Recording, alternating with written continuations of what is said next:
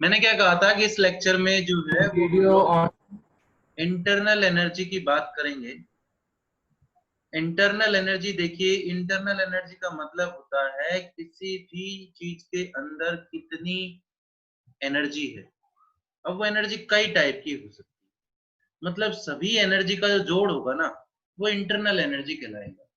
किसी चीज के अंदर potential energy, kinetic energy, rotational energy, nuclear energy, mechanical energy, उन सभी एनर्जीज का जो जोड़ होता है ना किसी भी बॉडी के अंदर। सर आप कट कट के आ रही सर। भैया अभी जस्ट एक्सक्यूज मी सर। एक सेकंड नितेश जी, सर मैं आपकी एक आवाज बार कट फिर कट के आ रही से है। स्क्रीन ऑफ कर रहा हूँ, एक बार रुक जाइए, एक बार स्क्रीन ऑफ कर रहा हूँ, मुझे एक बार रुक जाइए, उसके बाद बोलना, आपकी बात सुनेंगे, पूरी अच्छे से सुनेंगे। चलिए कोई बात। तो मैं क्या बोल रहा हूँ, इंटरनल एनर्जी जो है बच्चा, वो किसी भी बॉडी के अंदर जो एनर्जी है, वो एनर्जी जो है वो kinetic energy, potential energy, rotational energy, nuclear energy, mechanical energy, इन सभी एनर्जीज का जो जोड़ होता है ना उसे इंटरनल एनर्जी बोलते हैं।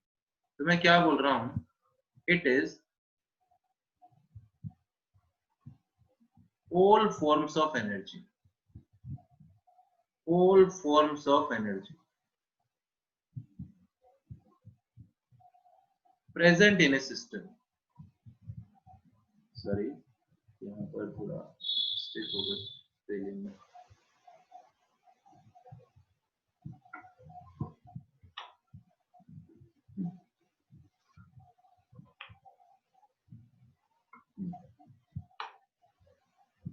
It is all forms of energy present in a system। एक सिस्टम के अंदर जो एनर्जी प्रेजेंट है वो, या फिर हम लोग ये बोल सकते हैं क्या कि the total energy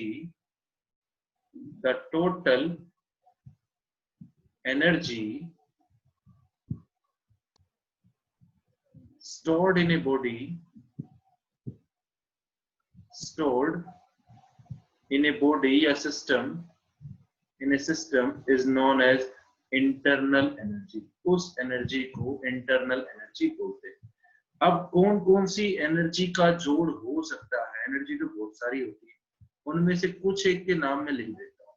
internal energy जो है वो सम होगा, जोड़ होगा किस किस का, पोटेंशियल एनर्जी का प्लस काइनेटिक एनर्जी का प्लस रोटेशनल एनर्जी का प्लस मैकेनिकल एनर्जी का प्लस न्यूक्लियर एनर्जी का प्लस वाइब्रेशनल एनर्जी का। तो और भी काफी एनर्जीज हैं। ये एनसी मतलब न्यूक्लियर एनर्जी।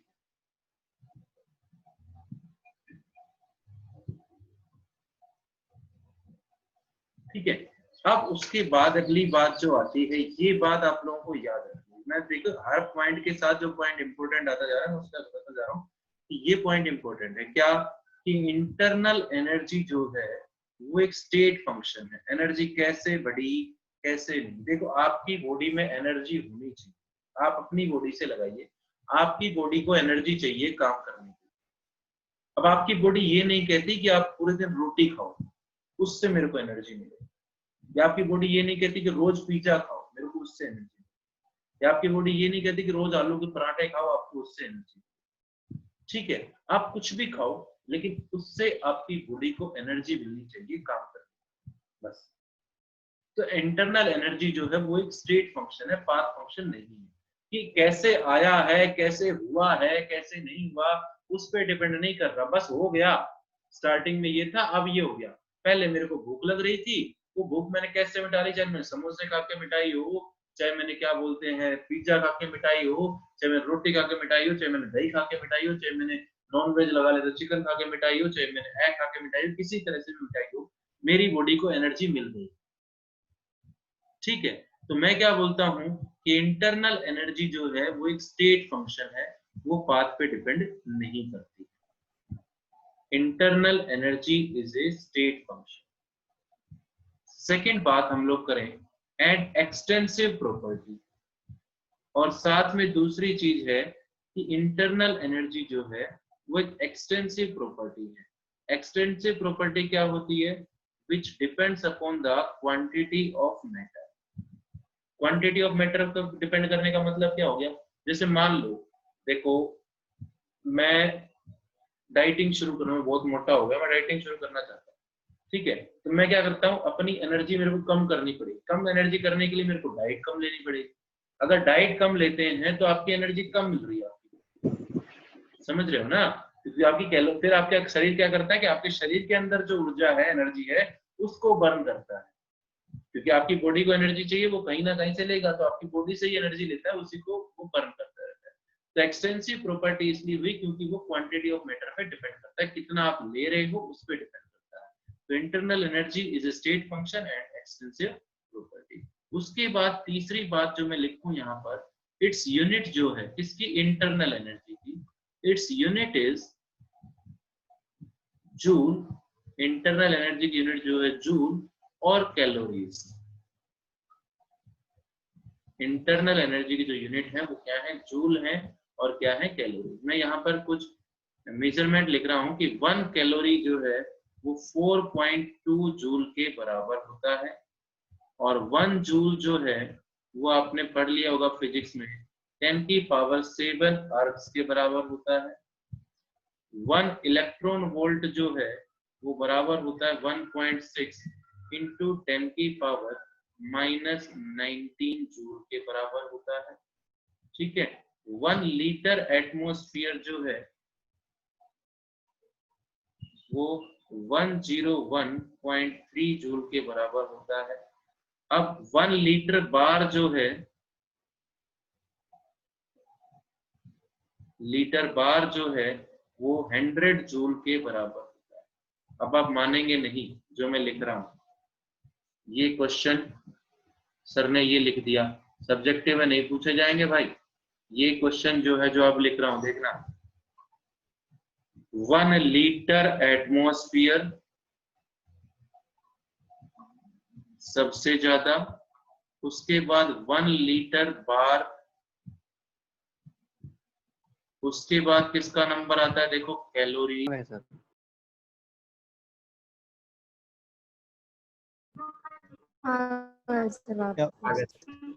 सर है ही नहीं क्लास में,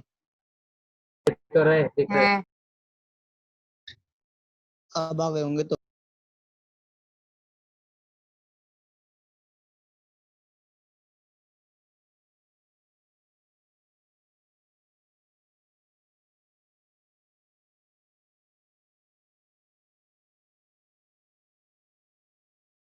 ठीक है। अब देखिए मैंने क्या बोला कि इंटरनल एनर्जी की जो यूनिट है बेटा वो क्या होंगे, जूल और कैलोरीज। जैसे मैं लिख रहा हूँ 1 कैलोरीज 4.2 जूल होता है। 1 जूल जो है दैट इज इक्वल टू 10 की पावर 7 अर्ग्स। 1 इलेक्ट्रॉन वोल्ट जो है 1.6 इंटू 10 की पावर -19 जूल के बराबर होता है। 1 लीटर एटमॉस्फेयर 101.3 जूल के बराबर होता है, और 1 लीटर बार जो है वो 100 जूल के बराबर होता है। अब इवन आप मानेंगे नहीं कि ये क्वेश्चन भी कंपटीशन में आया हुआ है एक बार। ये 3 दिए गए थे और उसको बोला गया कि आप अरेंजमेंट कीजिए, आप अरेंजमेंट कीजिए कौन सा ज्यादा कौन सा कम। ये पेपर में आया हुआ क्वेश्चन, ठीक है। उसके बाद एक बार ये आया कि 1 लीटर एटमॉस्फेयर की वैल्यू कितनी होती है। तो 1 लीटर एटमॉस्फेयर की वैल्यू आप लोगों को याद रखनी है 101.3 जूल, ठीक है। अगर कोई बच्चा जेई एडवांस की तैयारी कर रहा हो तो उसके लिए तो बहुत जरूरी है कि ये मेजरमेंट उसको अच्छी तरह से याद होना चाहिए। सीधा सीधा उसमें कोई क्वेश्चन पूछेगा नहीं आपसे, आपसे वो वैल्यू कन्वर्ट करवाएगा। अब उसके बाद कहते हैं हम, अब तो चल सकता हूं आगे।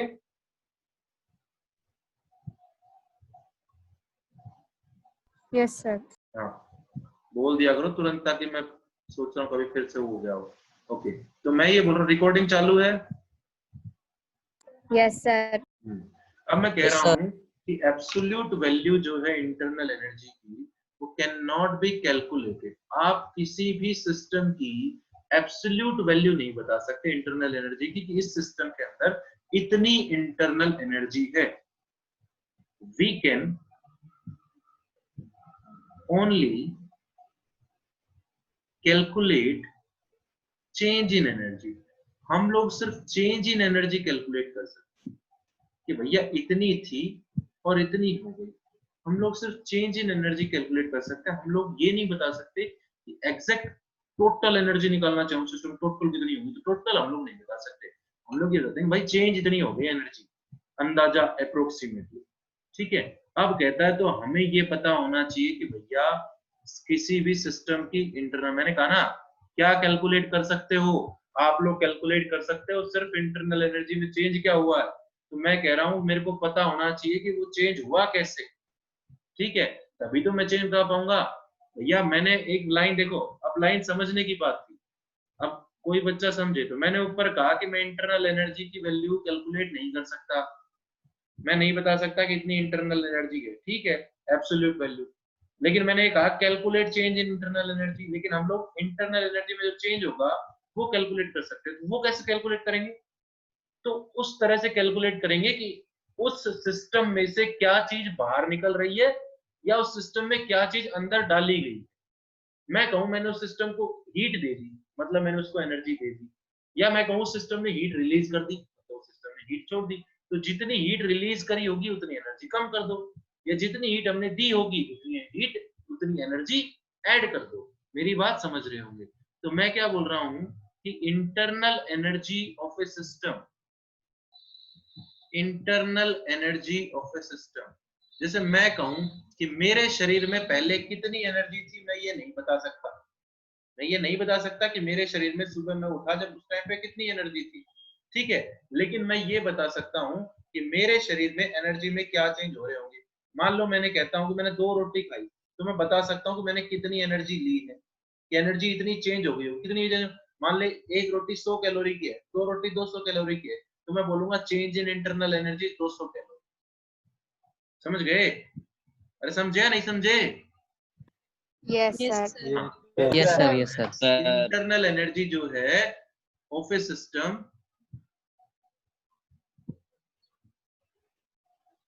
कैन बी चेंज्ड बाय, कैसे चेंज कर सकते हैं। सबसे पहला तरीका, heat is given to the system, heat is given to system, system या तो हीट सिस्टम को दी जाए और by the system. By the system का मतलब होता है कि सिस्टम हीट को छोड़ दे, ठीक है, heat is given to system और heat is by the system, heat system को दी जाए या हीट सिस्टम छोड़ दे। दूसरा, work is done, work is done कितना, work is done by the system, कितना सिस्टम काम कर रहा है। मान लो मैं देखो वर्क की एनर्जी, वर्क की यूनिट क्या होती है, आप लोगों ने वर्क पर एनर्जी पढ़ी है, बताओ वर्क की यूनिट क्या होती है। Joule. जूल होती है। मैं जूल। कहूं तो जूल। अब वर्क से कैसे बताऊंगा, मैं कहता हूं उस आदमी ने 500 जूल वर्क कर लिया, ठीक है, तो उसकी इंटरनल एनर्जी में चेंज बताना है, कितनी एनर्जी चेंज हुई होगी, 500 जूल चेंज हो गई। सिंपल सी बात है ना। हाँ, तो work is done by the system और work is done on the system, on the system मतलब सिस्टम पे काम हो रहा हो या सिस्टम के द्वारा काम, ठीक है, उससे भी इंटरनल एनर्जी चेंज होती है। तीसरे किससे चेंज होती है, ये आपकी बुक में ये पॉइंट नहीं मिलेगा जो मैं आप लिख रहा हूँ, और मैंने जैसे पढ़ा है मेरे हिसाब से, मेरे वाले ये आपको बुक में बिल्कुल अलग मिलेगा।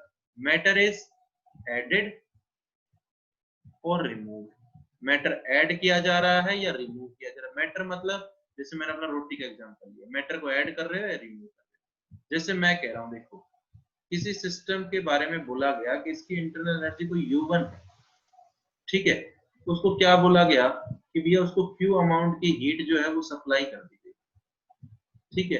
दूसरी बात क्या बोली गई, इसमें हम लोगों ने मैटर जो है वो भी ऐड कर दिया, ठीक है, तो इंटरनल एनर्जी क्या हो जाएगी, बढ़ जाएगी। क्यों बढ़ जाएगी, क्योंकि आपने उसको एनर्जी सप्लाई कर दी, आपने उसको एनर्जी क्या कर दी, सप्लाई कर दी।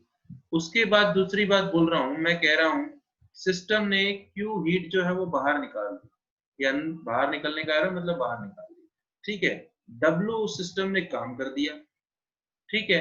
उसके बाद बोल रहा हूं मैटर भी रिमूव कर दिया, देखो कितना काम कर रहा है बेचारा, ठीक है, सब कुछ उससे ले जा रहे हैं, तो इसका मतलब उसकी इंटरनल एनर्जी क्या हो जाएगी,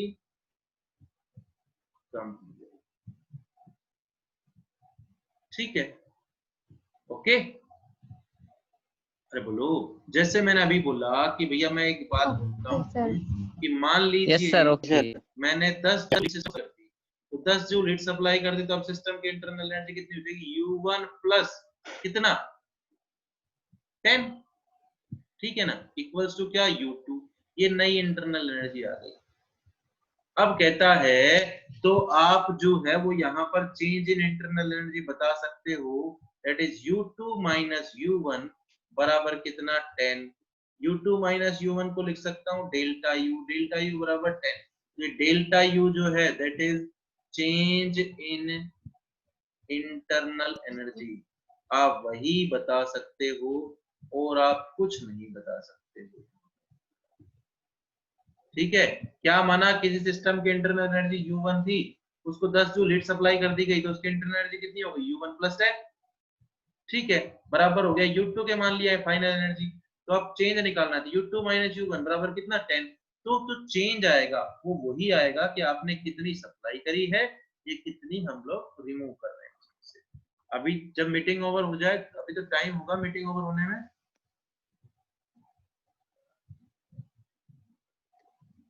Yes. कितना टाइम सर अभी तो है टाइम, है, 20 मिनट के आसपास। ओके ओके, ठीक है, बहुत बढ़िया, 20 मिनट के आसपास। ठीक है, So कोई बात नहीं, 15 फिर minutes. 5 मिनट तो बची 15 होंगी, मिनट सर। अरे 5 तो बच रही होंगी, 15 मिनट है सर। Yes, sir. मैं जब कह रहा हूँ 5 तो बच रही होंगी, तो इसका मतलब समझे क्या। उसके बाद कहता हाँ है सर 5 बज रही है. इन Himanshi, in case of a reaction change in internal energy,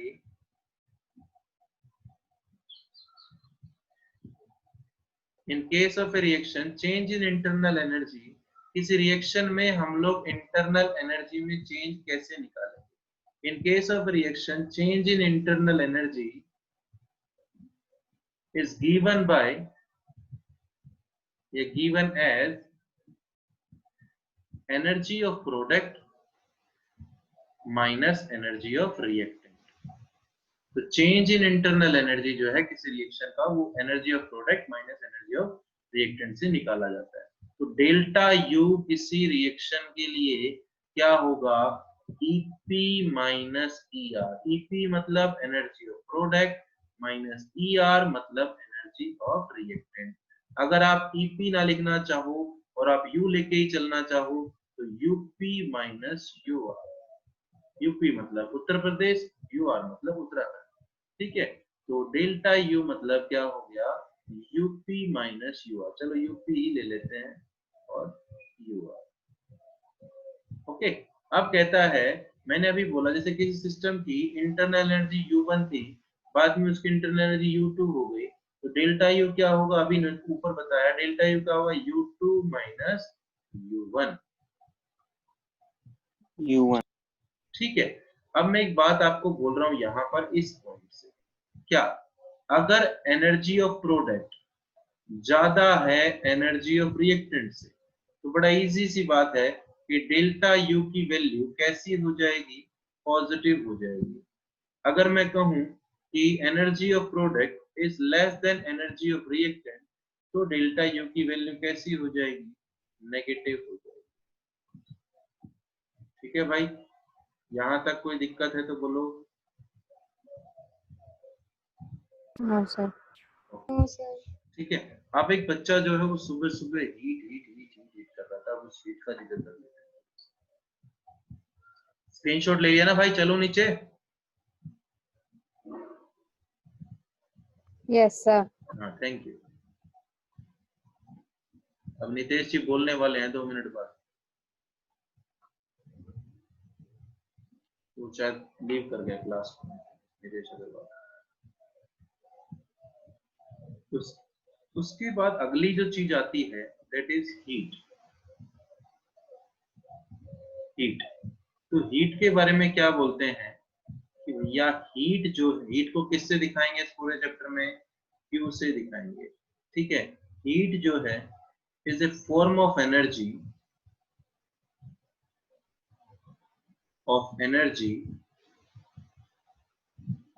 that flow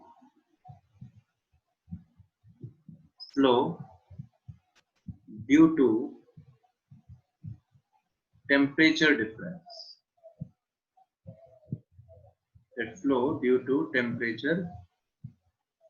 difference. ठीक है, हीट जो है वो एक फॉर्म ऑफ एनर्जी है जो किस वजह से फ्लो होती है, टेम्परेचर डिफरेंस के कारण फ्लो होती है। हीट की एनर्जी कितनी है, सॉरी यूनिट क्या है, हीट की यूनिट भी जूल ही है। ठीक है, साइन कन्वेंशन क्या है, ये साइन कन्वेंशन बहुत दिमाग खाते हैं। साइन कन्वेंशन कि Q की वैल्यू हीट जो है वो पॉजिटिव होगी, कब होगी, जब हम लोग सिस्टम को हीट सप्लाई करेंगे। When heat is given to system, जब हीट सिस्टम को सप्लाई की जाएगी तो उस टाइम पर Q हीट पॉजिटिव होगा। Q नेगेटिव होगा, कब होगा, when heat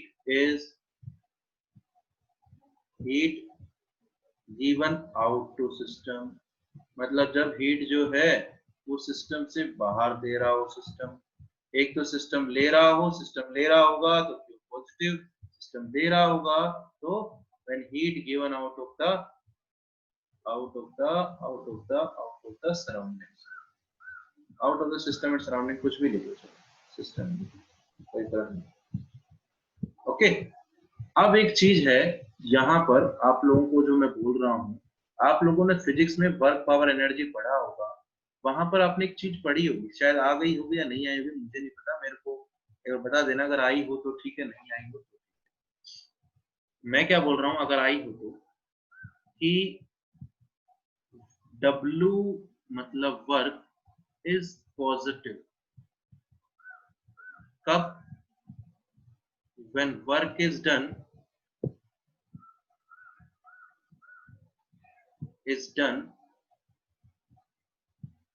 on the system, जब सिस्टम के ऊपर काम होगा, when work is done on the system, और W is negative, ठीक है, कब, when work is done by the system। आप अगर फिजिक्स में पढ़ोगे ना बच्चा, तो फिजिक्स में ये चीज, और हाँ फिजिक्स में कब आएगा, फिजिक्स में आएगा ये आपके थर्मोडायनेमिक्स। फिजिक्स में हीट एंड थर्मोडायनेमिक्स चैप्टर है, जो थर्मोडायनेमिक्स पढ़ रहे हो ना आप यहाँ पर केमिस्ट्री में, यही थर्मोडायनेमिक्स आपके फिजिक्स में भी आएगी। तो वहां पर क्या चेंज आएगा, जो मैंने W पॉजिटिव बोला है, work is done on the system, physics में ये उल्टा हो जाएगा, W is negative when work is done on the system and W is positive when work is done by the system। Physics में chemistry से ये चीज उल्टी है। फिजिक्स वाले बोलते हैं कि W नेगेटिव होगा अगर सिस्टम के ऊपर काम हो रहा हो, और W पॉजिटिव होगा अगर सिस्टम के द्वारा काम हो रहा हो। तो फिजिक्स में ये चीज उल्टी है। एक चीज मैं यहाँ पर ये बोलता हूँ कि वर्क जो है वो कितने टाइप का होगा यहाँ पर, तो यहाँ पर जो है वो दो टाइप का वर्क होगा। एक होगा इलेक्ट्रिकल वर्क,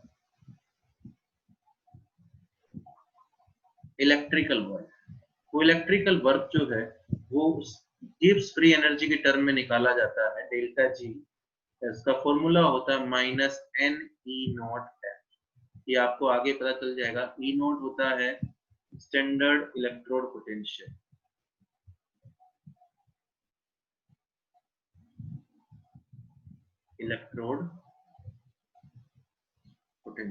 ये आपको आगे पता चल जाएंगे चीजें। F मतलब होता है फैराडेज कांस्टेंट, +2 में पूरा चैप्टर है इसका, अभी ऐसा जिक्र चीज हम लोगों को यूज नहीं है। फैराडेज कांस्टेंट, ठीक है, हम लोगों को सिर्फ अभी बताना था कि इलेक्ट्रिकल वर्क होता है, इसका फॉर्मूला ये होता है। एक होता है मैकेनिकल वर्क। मैकेनिकल वर्क कौन सा, मैकेनिकल वर्क जो आपने फिजिक्स में पढ़ा।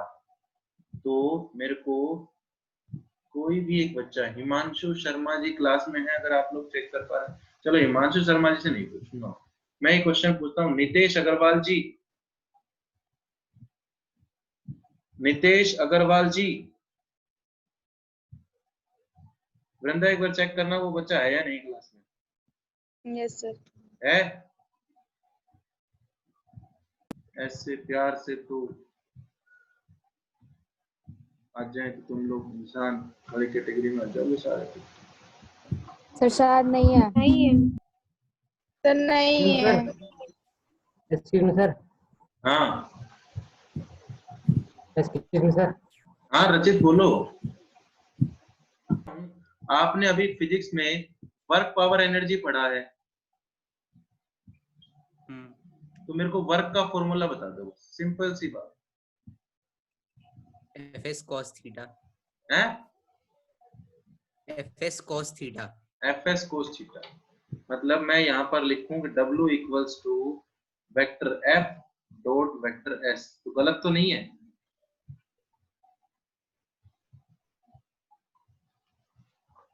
गलत तो नहीं है भाई? नहीं। हाँ थैंक यू, बस मैं सही यही करेक्शन कर रहा था, मैं कभी गलत लिख दूं फिर तुम लोग नहीं। कहो कि हमारे No, sir. केमिस्ट्री वाले सर गलत पढ़ा गए। है भाई, इतना ही आता है, थोड़ा बहुत ज्ञान हमें ज्यादा तो आता नहीं। चलो उसके सर बाद अभी लिखा नहीं था सर। है जी। सर अभी लिखा नहीं। अच्छा लिखा नहीं, ओके सर लिखा नहीं था। ओके ओके ओके ओके ठीक है। लो। सर रिजॉइन करना है। हाँ रीज्वाइन करना है, बिल्कुल करना है मेरे भाई। आप लोग क्या सोच रहे हो? मैं जैसे ही आपकी क्लास लूंगा वैसे मैं भी बाहर चला जाऊंगा, मेरे को भी जाना है कहीं पे, लेकिन मैं सोच रहा हूँ चलो क्लास लेके फिर ही जाएंगे। संडे की क्लास होगी लंबी भाई, पहले ही आपको एक मेंटली अपने तैयार रहना, कभी आप सोचो सरप्राइज नहीं। चले सर संडे। हाँ संडे सर संडे नहीं छोड़ूंगा, एक दिन तो नहीं छोड़ो। नहीं नहीं छोड़ू, नहीं मानूंगा, नहीं मानूंगा, चाहे कितना कर लो नहीं मानूंगा, कहो ही मत। सैटरडे का तो ऑफ है। सर कितनी देर की होगी लगभग? सैटरडे का क्यों ऑफ है? सैटरडे को ऑफिस है। हाँ सर, सैटरडे 15 अगस्त को मेरी क्लास नहीं है, इसीलिए तो लूंगा ना संडे को ज्यादा। सर ठीक कितनी है सर। देर की होगी लगभग? मैं 24 घंटे की लूंगा, बोलो। मैं सर कह रहा हूँ सैटरडे की छुट्टी है तो ले लो। सैटरडे को मेरी और क्लासें हैं, उनका टाइम ज्यादा है पहले से।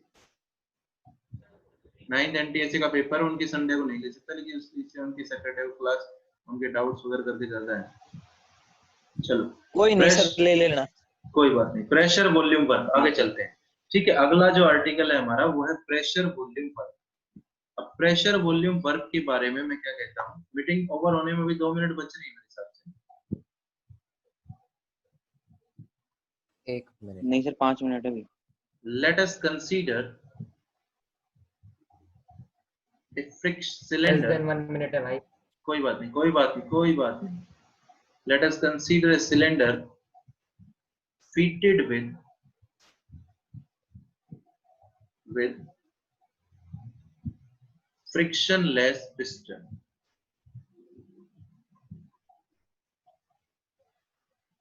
Frictionless piston, which enclosed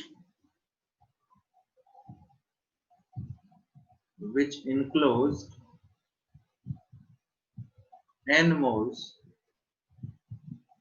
of an ideal gas।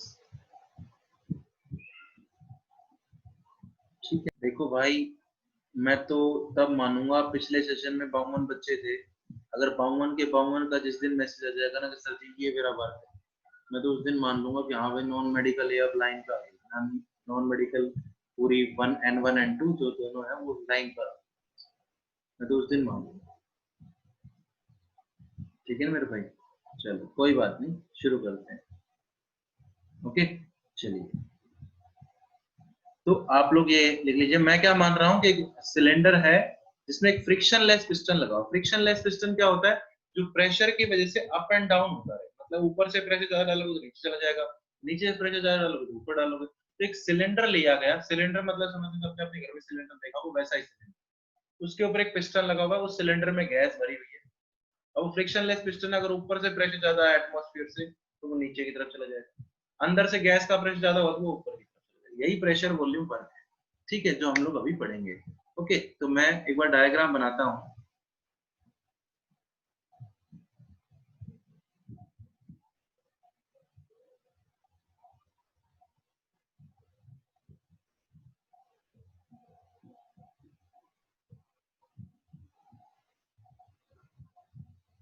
मेरी ड्राइंग थोड़ी कमजोर है भाई,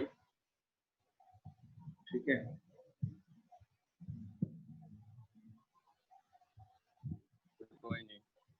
देखिए, ये हम लोगों ने एक सिलेंडर लिया है, ठीक है। ओके, इस सिलेंडर में एक फ्रिक्शनलेस पिस्टन लगा हुआ है, यहाँ पर है वो पिस्टन,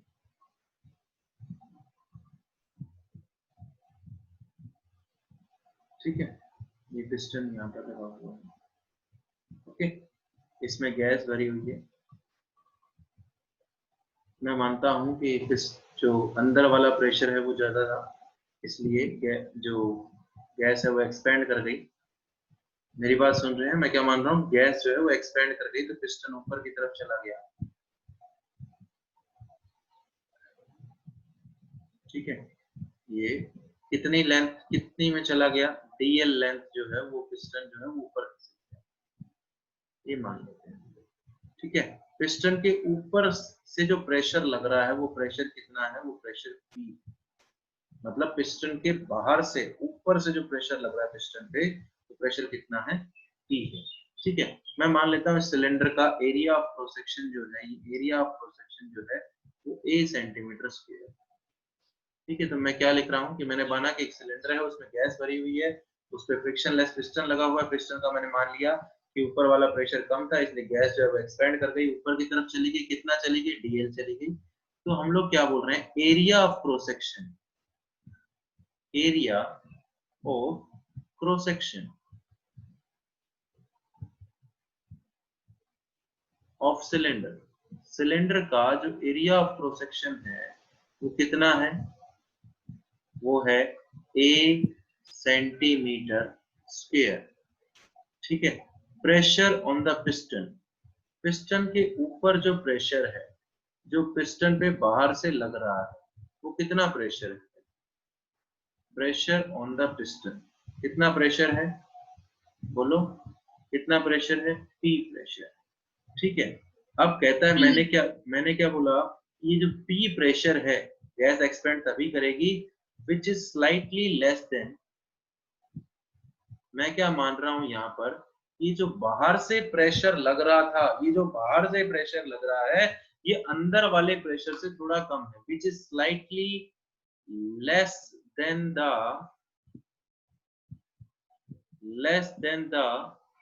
internal pressure, जो कि इंटरनल प्रेशर से थोड़ा सा कम है। इंटरनल प्रेशर से कम हुआ तो इंटरनल प्रेशर ज्यादा हो गया, तो मतलब गैस एक्सपेंड कर जाएगी, ऊपर की तरफ चली जाएगी, which is slightly less than the internal pressure, so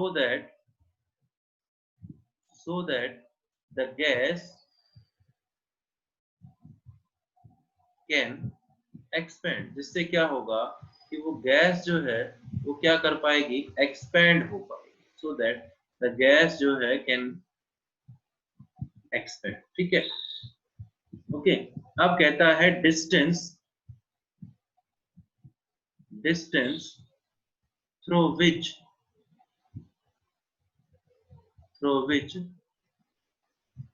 the gas expand, वो डिस्टेंस जिसमें जो गैस जो है वो एक्सपेंड हो रही है, कितनी डिस्टेंस पर हुई है वो गैस एक्सपेंड, डीएल डिस्टेंस से वो गैस एक्सपेंड हुई, ठीक है, डीएल सेंटीमीटर।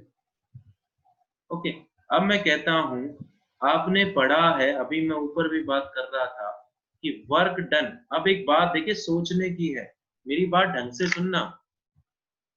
आपने ऊपर से प्रेशर लगाया, लेकिन अंदर जो प्रेशर है, जैसे मैं कहूं ये सिलेंडर है, चलो ये लेते हैं, ये सिलेंडर है, इसके ऊपर पिस्टन लगा रखा है, ऊपर से प्रेशर मार रहे हैं, लेकिन अंदर वाला प्रेशर ज्यादा है, तो ये अंदर वाला प्रेशर क्या करेगा, इस पिस्टन को ऊपर की तरफ खिसका देगा। अब आप मेरे को ये बताइए, सिलेंडर सिस्टम होता है, इसके बाहर का सारा जो हिस्सा उसके सराउंडिंग होता है, तो गैस पिस्टन को खिसकाने का काम, पिस्टन को हिलाने का काम कौन कर रहा है? गैस कर रही है या बाहर का प्रेशर कर रहा है?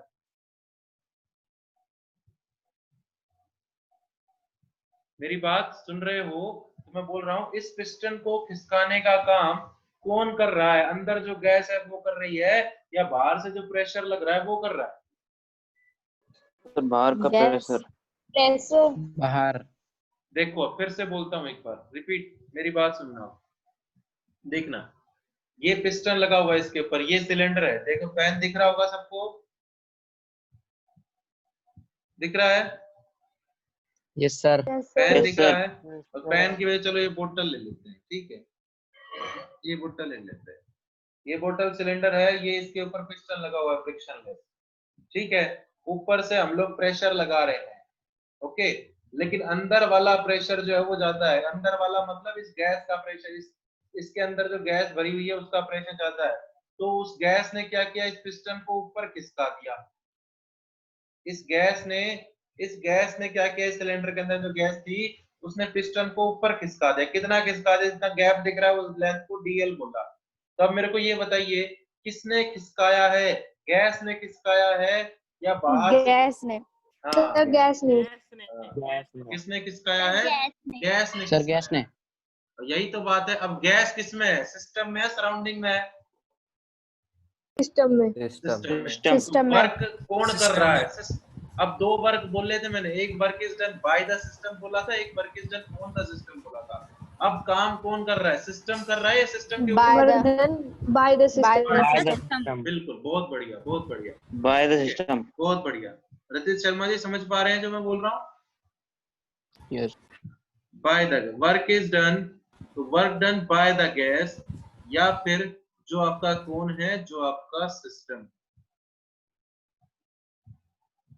जो आपका क्या है, सिस्टम है, ठीक है। वर्क का फॉर्मूला मैंने अभी लिखा था ऊपर, फोर्स इनटू क्या होता है, डिस्टेंस, या जो आप डिस्प्लेसमेंट डिस्टेंस जो भी लिखते हैं, हमारे तो डिस्टेंस डिस्प्लेसमेंट एक ही बात होती है, हमें कोई फर्क नहीं पड़ता, फोर्स इनटू डिस्टेंस, ठीक है। अब फोर्स का फॉर्मूला मैं यहाँ पर क्या लिखूंगा, देखिए आप लोगों ने यहाँ तक राइट डाउन कर लिया हो तो मैं चलूं?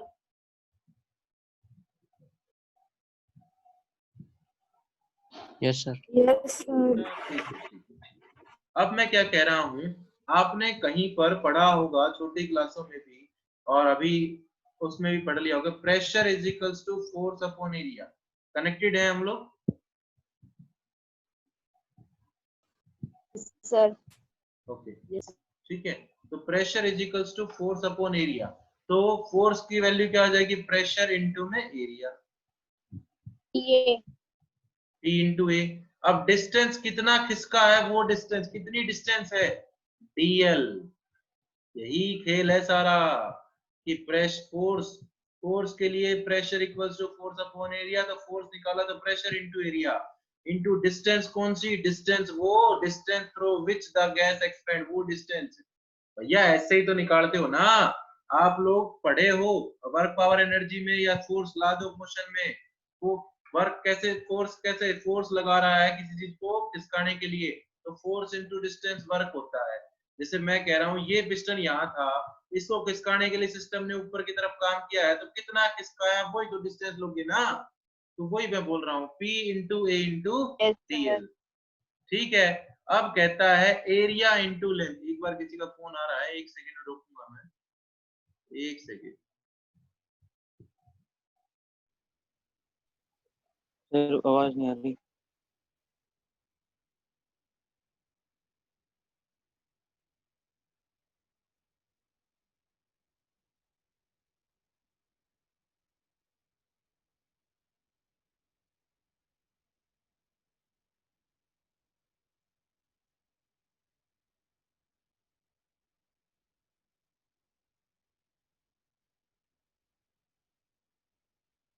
कॉल आ गया किसी का? तो यहां तक बात क्लियर है सबको? अरे अब Yes, तो sir. हाँ, तो अब देखिए आप लोगों ने एक चीज पढ़ रखी है, एरिया इंटू लेंथ होता है वॉल्यूम, सबको पता है एरिया इंटू लेंथ वॉल्यूम होता है, लेकिन यहाँ पर जो लेंथ मेरे को दी गई है वो तो छोटी लेंथ दी गई है। तो एरिया इंटू डीएल, जो वॉल्यूम आएगी वो भी डीवी आएगी, मतलब स्मॉल इंक्रीज इन वॉल्यूम। ठीक है ना भाई, स्मॉल इंक्रीज इन वॉल्यूम। अगर एरिया इंटू लेंथ होता तो सीधा लिख देता वॉल्यूम, लेकिन डीएल है, थोड़ी सी लेंथ चेंज हुई है, इसका मतलब वॉल्यूम में भी थोड़ा सा चेंज होगा। अब उसके बाद कहता है सो वर्क डन, जो आप लोग अब निकालोगे, इसकी अगर जगह पर मैं डीवी लिखता हूं, सो वर्क डन जो निकालोगे, तो small amount of work done, की वर्क डन जो होगा वो भी थोड़ा बहुत किया गया होगा। तो small amount of work done by the gas del W बराबर कितना हो गया, P इंटू डीवी। ठीक है, अब कहते हैं नहीं जी नहीं, मैं तो इस चीज से सेटिस्फाई नहीं हूं, मैं तो ऐसे नहीं करूंगा। मैं तो है ना, मैं तो क्या कहूंगा कि भैया पहले जो वॉल्यूम थी ना इस पॉइंट पर, वो वॉल्यूम V1 थी, अब वॉल्यूम V2 हो गई। मैं तो ऐसे निकालना चाहता हूँ, ऐसे निकाल के मैं तो टोटल बता मेरे को काम कितना किया। मैं छोटे मोटे विश्वास नहीं करता, मेरे को टोटल बताओ काम कितना किया। तो अगर मैं ये मान लेता हूं कि if the gas expands from initial volume V1 to final volume V2, ठीक है, इनिशियल वॉल्यूम V1 से फाइनल वॉल्यूम V2 हो, सो टोटल वर्क डन, मैं कह रहा ना एक थोड़ा कंफ्यूजिंग है, यही समझने की चीज है कि टोटल वर्क डन जो निकाला जाएगा, अब वो स्मॉल से टोटल निकालने के लिए हम लोगों को हमेशा इंटीग्रेशन करना पड़ता है। मैथमेटिकल कॉन्सेप्ट में आपको इंटीग्रेशन सिखाया गया होगा, आई थिंक सो, बोलो सिखाया गया था फिजिक्स में, मैथमेटिकल कॉन्सेप्ट में सिखाया गया होगा। P को बाहर ले लेते हैं, variable V1 V2 1 into DV. तो ठीक है, इंटीग्रेशन का एक फॉर्मूला होता है x की power n dx equal to x की power n+1 divided by n+1 plus में c is the constant of integration. यहाँ पर हमारे पास काम नहीं है। एक फॉर्मूला होता है 1/x dx, मेरे पास तो इन दो फॉर्मूला का काम है। आपने पढ़ा है log x, हम बोलते हैं ln x, ln मतलब नेचुरल, और इसकी वैल्यू होती है जो log वाली टर्म में 2.303 log of x। ठीक है, अब मैं इसको आगे समझने के लिए, कई बच्चों को अभी समझ में नहीं आई होगी ये चीज, V1 से V2 1 की जगह पर मैं लिख देता हूं v की पावर 0। कोई बच्चा अनम्यूट है, प्लीज म्यूट करें अपने आप को। कौन बच्चा अनम्यूट है?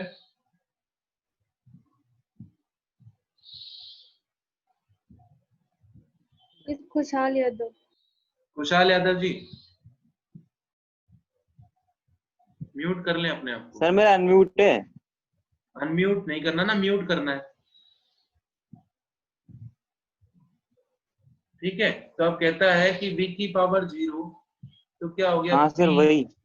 कोई बात नहीं, तो v की पावर, अब देखो x की पावर 0 लिखोगे तो क्या हो जाएगा? v की power 0 plus 1 divided by 0 plus 1, limit क्या है? v1 से v2।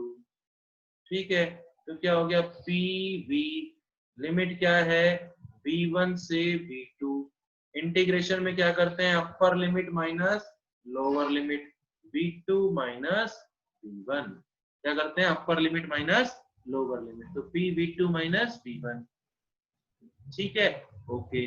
अब v2 माइनस v1 हो गया चेंज इन वॉल्यूम, तो क्या लिख सकता हूं? p delta v, that is जो यहाँ पर W का फॉर्मूला प्रेशर वॉल्यूम पर निकालना था उसका। राइट डाउन कर लिया हो तो मैं नीचे चलूंगा, नहीं किया हो तो मैं ऊपर एक बार स्क्रीनशॉट लेने के लिए कर सकता हूं। बोलो, कर लिया? सर। ओके, ठीक है। खुशहाल यादव जी स्नैपचैट बाद में चला लेना मुझे, ठीक है? ओके चलिए, अब कहते हैं साइन ऑफ डब्ल्यू। ये जो डब्ल्यू है इसका साइन, अभी देखो ये आर्टिकल तो जब आपसे प्रेशर वॉल्यूम वर्क पूछा जाए ना तब आपको करना है, लेकिन ये चीज जो मैं अब लिख रहा हूं ना इसको अपने दिमाग में बैठा लेना। अभी ऊपर भी लिखी थी, अभी एक बार दोबारा से कि according to latest SI convention, according to latest SI convention,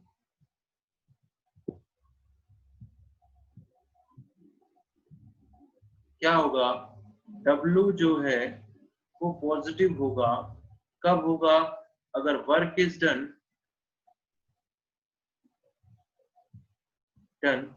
on the system. अब एक बात बताइए मेरी, मैं एक बात चलो उसके बाद लिखूंगा उसको। और W जो है वो नेगेटिव होगा, कब होगा? जब work is done by the system. ठीक है, आप लोग एक बात मेरे को ये बताइए, अब सिस्टम ने काम किया था, यहाँ पर ऊपर जो आर्टिकल पढ़ा उसमें सिस्टम ने काम किया था, तो एक्सपैंड हो रहा था या कंप्रेस हो रहा था?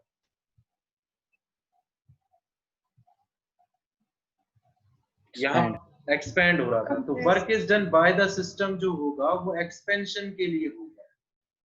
और अगर सिस्टम के ऊपर काम हो रहा होगा तब वहां पर कंप्रेशन होगा। नहीं, तो वहां पर कंप्रेशन होगा। अब मैं एक चीज यहां पर लिख रहा हूं, जनरल एक्सप्रेशन लिख रहा हूं। ये जनरल एक्सप्रेशन आपको याद रखना है। ऊपर वाला आर्टिकल तो कभी डेरिवेशन पूछी जाए तब है, लेकिन ये एक्सप्रेशन तो रात को कोई 12 बजे उठा के पूछे तो ये एक्सप्रेशन याद होना चाहिए। मतलब W का ये फॉर्मूला जो मैं लिख रहा हूँ ये आपको याद होना चाहिए। दोनों के लिए लिख रहा हूँ, पॉजिटिव के लिए भी और नेगेटिव के लिए। कि W equals to minus P external delta P, ये फॉर्मूला आपको याद है। समझते हैं ऐसा क्यों किया गया? देखो, अगर हम लोग कंप्रेशन करते हैं, कंप्रेशन करते हैं, COMPRESS, कंप्रेशन करते हैं, कंप्रेशन करते हैं मतलब वॉल्यूम, देखो कंप्रेस करो नीचे की तरफ दबा रहे हो, तो जो पहले वॉल्यूम थी, मान लो पहले वॉल्यूम ये है, यहाँ तक ये सिलेंडर है, पहले वॉल्यूम यहाँ तक है, आपने कंप्रेस कर दिया, देखो यहाँ तक अब दिख रहा होगा, यहाँ तक ये वॉल्यूम है, ठीक है, आपने कंप्रेस कर दिया, नीचे दबा दिया तो वॉल्यूम कम हो गई। तो कंप्रेशन में जो चेंज इन वॉल्यूम आएगा वो कैसा आएगा? नेगेटिव आएगा। ठीक है, तो W इक्वल्स टू जो फॉर्मूला है minus P external delta V, तो डेल्टा V कैसा हो गया? नेगेटिव, तो W कैसा हो जाएगा? माइनस P एक्सटर्नल, ये कैसा है? ये भी नेगेटिव है, तो W कैसा हो गया? यहाँ पर पॉजिटिव हो गया। आपको पॉजिटिव ही बताया गया है, देख लो कंप्रेशन में। अगर एक्सपेंशन लेते हैं, एक्सपेंशन लेते हैं, ठीक है, एक्सपेंशन लेंगे मतलब एक्सपैंड हो गया, जो ऊपर वाला केस था, मतलब डेल्टा V कैसा मिलेगा? पॉजिटिव मिलेगा। डेल्टा V पॉजिटिव हो गया तो W equals to minus P external delta V, ये पॉजिटिव है तो वैल्यू ये नेगेटिव ही रहेगी, और W नेगेटिव है, आपको दिख रहा है ऊपर एक्सपेंशन में। ठीक है जी, ओके। अब कहता है ये बाय द सिस्टम, ये हो जाएगा फिर बाय द सिस्टम, और ये फिर हो जाएगा ऑन द सिस्टम। अब एक बात है, इसका एक और नाम मैं बोल रहा हूं, इस वर्क को जो ये आपने निकाला है minus P external delta V, इस वर्क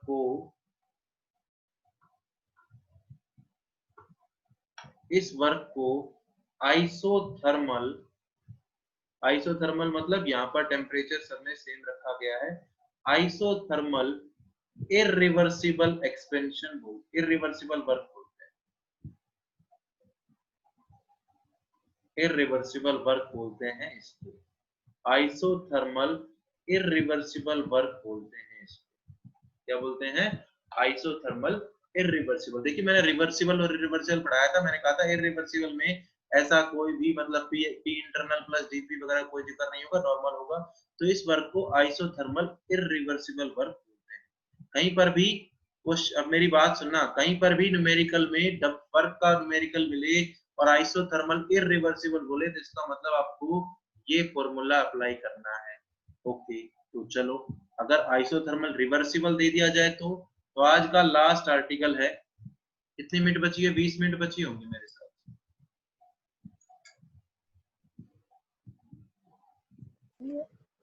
15 मिनट। बस तो 15 मिनट का हैप्पी न्यू ईयर पहले ही छोड़ दो, खुश रहो। उसके बाद कहते हैं अगला जो है that is work done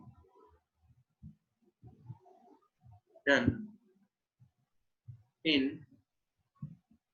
isothermal. घबराने की जरूरत नहीं है, आपको क्वेश्चन में बोलेगा क्लियरली कि आइसोथर्मल रिवर्सिबल या आइसोथर्मल इरिवर्सिबल, क्वेश्चन में क्लियरली बोलेगा work done in isothermal reversible expansion, reversible expansion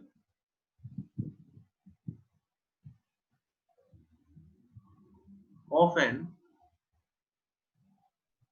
an ideal gas.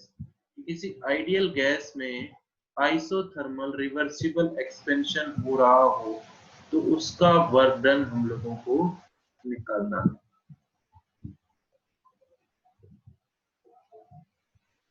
Work done in isothermal reversible expansion of an ideal gas.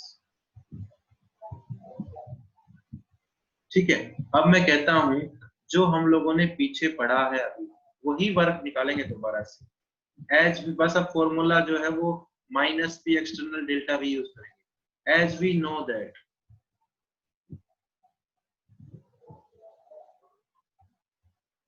small amount of work done, small amount of work done when the gas expands through a small volume dV। देखो तो del W equals to पीछे हमने लिखा था minus P dV, यहाँ पर लिखेंगे सिर्फ माइनस P एक्सटर्नल। क्यों लिखेंगे? क्योंकि अब मैंने माइनस का जनरल एक्सप्रेशन पढ़ा, del W equals to minus P external. ठीक है, अब कहता है एक चीज हम लोगों ने लिखी थी, अगर थोड़ी सी दिमाग में याद हो तो, कि रिवर्सिबल एक्सपेंशन के लिए दो चीज लिखवाई थी, रिवर्सिबल कंप्रेशन और रिवर्सिबल एक्सपेंशन। रिवर्सिबल एक्सपेंशन के लिए एक्सपेंशन कब होगा? जब अंदर वाला प्रेशर ज्यादा है बाहर वाले प्रेशर से। रिवर्सिबल एक्सपेंशन के लिए P एक्सटर्नल जो है वो लेस देन होगा P इंटरनल से, लिखा था वहां पर। और कितना कम मान लिया था? dP कम मान लिया था। तो P external is equals to P internal minus dP। ठीक, इसको इक्वेशन 1 नाम देते हैं, इसको इक्वेशन 2 नाम देते हैं। यहां तक राइट डाउन कर लिया हो तो मैं आगे चलूं।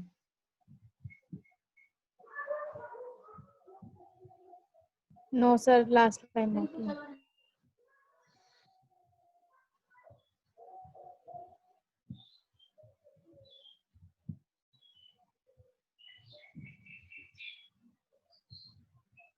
चलो yes sir. Yes sir. Okay, अब कहता है कि putting the value of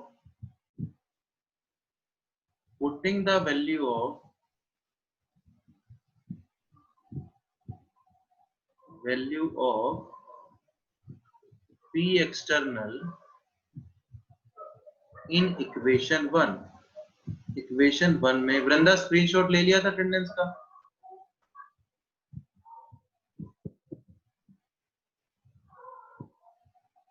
del W जो है वो बराबर है कितना, माइनस बाहर पी इंटरनल माइनस डीपी बाहर क्या डीवी। अब अंदर आप मल्टीप्लाई करोगे तो del W equals to minus P internal dV minus dP dV. अब ये डीवी बहुत छोटा था तो डीपी तो और भी छोटा हो जाएगा। Here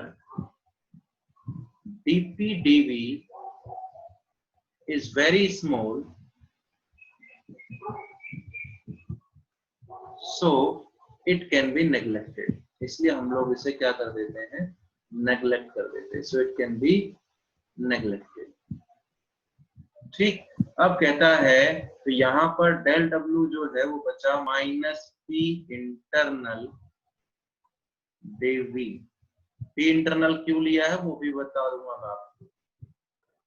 equation number 3। अब मेरे को तो स्मॉल वर्क से मतलब ही नहीं, मेरे को तो टोटल वर्क चाहिए। और टोटल वर्क के लिए मैं बोलता हूँ कि कितना एक्सपेंड हुआ होगा, V1 वॉल्यूम से V2 वॉल्यूम तक एक्सपेंड होगा टोटल वर्क डन।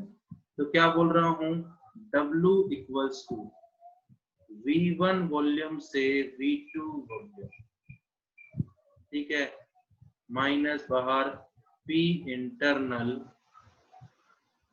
डीवी। अब कोई गए तो वही आ गया जो पीछे किया था ना।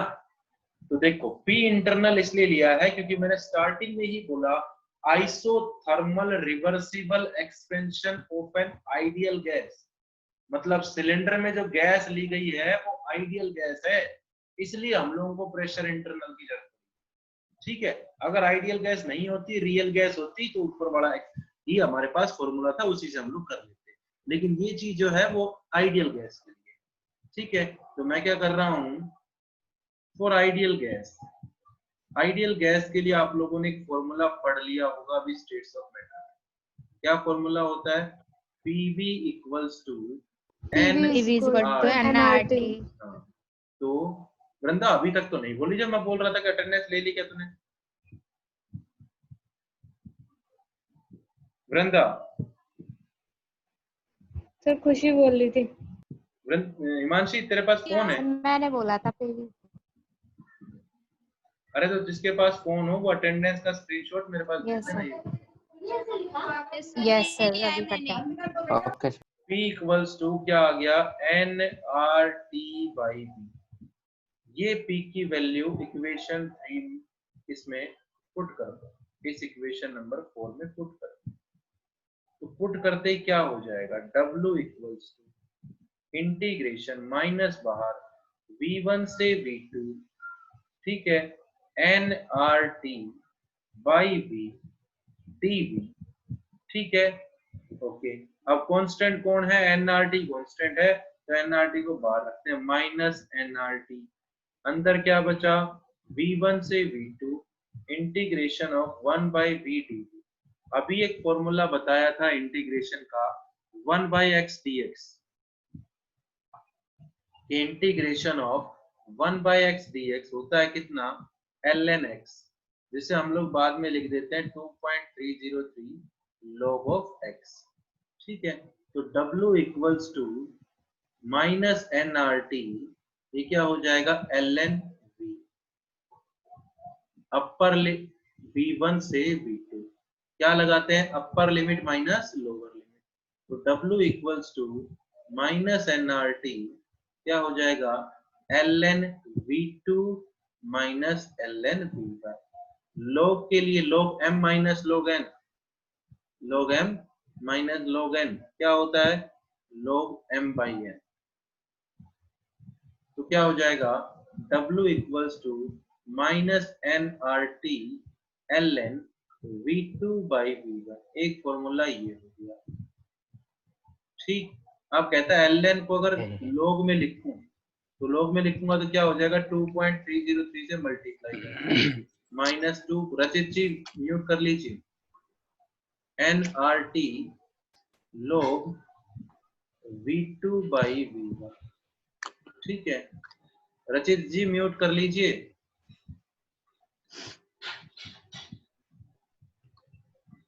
सर इसमें आपने एनआरटी माइनस एनआरटी के बाद क्या लिखा है ब्रैकेट में? एक वर्क सेकंड डन रुक के फॉर्मूले में। जाओ। ये बच्चा कौन अनम्यूट है? सुमित राही, म्यूट करो। सर और मैंने आप लोगों को परमिशन इसलिए दे रखी ताकि आप लोग जो है कोई दिक्कत हो तो बोल दें। रोटी खाते वक्त की आवाज है, सुना रहे हो? भूख लग रही है मेरे भाई। सर आपने बताया नहीं। क्या बोलो? सर ये आपने इसमें वर्क डन के W फॉर्मूले में equals to minus NRT ln natural log, upper limit minus lower limit लगाएगी ना। यस सर, वो एलएन समझ में नहीं आ रहा था। हाँ ln है, ये ln है। ठीक है, तो ln को अब लॉग में लिखेंगे तो 2.303 से मल्टीप्लाई कर देंगे, तो W equals to minus 2.303 nRT log V2 by V1। अब कहता है एज आपने पीछे पढ़ा है कि P1 V1 बराबर P2 V2, states of matter में ये पढ़ चुके हो आप लोग। ठीक है, तो अगर मैं V2 by V1 चेक करूं तो V2 by V1 किसके बराबर हुआ? P1 by P2 के। तो अगर प्रेशर की टर्म में अगर इसी के लिए क्वेश्चन मिलेगा तो फॉर्मूला लग जाएगा minus 2.303 nRT log of P1 by P2। मेरे हिसाब से R क्या होता है वो आप लोगों को बताने की जरूरत नहीं होनी चाहिए। क्या है? 0.083। R जो है वो क्या है? 0.083। Universal gas gas constant. Constant. ठीक है, अगर आपकी वैल्यूज लीटर, एटमॉस्फेयर, पर मोल, पर केल्विन में मिलती है तो वहां पर R की वैल्यू 0.082 मान लेंगे। ठीक है, और अगर R की वैल्यू लीटर बार में, पर मोल, पर केल्विन में चाहिए तो 0.083। अगर लीटर बार जूल में चाहिए तो कितनी होगी? 8.314।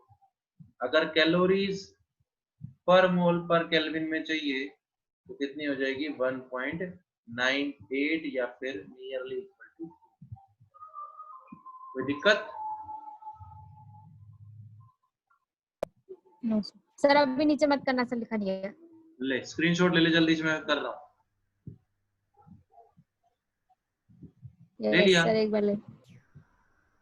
क्लास नो ओवर होने सर, वाली है। जब भी कह रहा हूँ ले ले, जल्दी ले ले स्क्रीनशॉट, बाद में उतार ले लेंगे। लिया सर।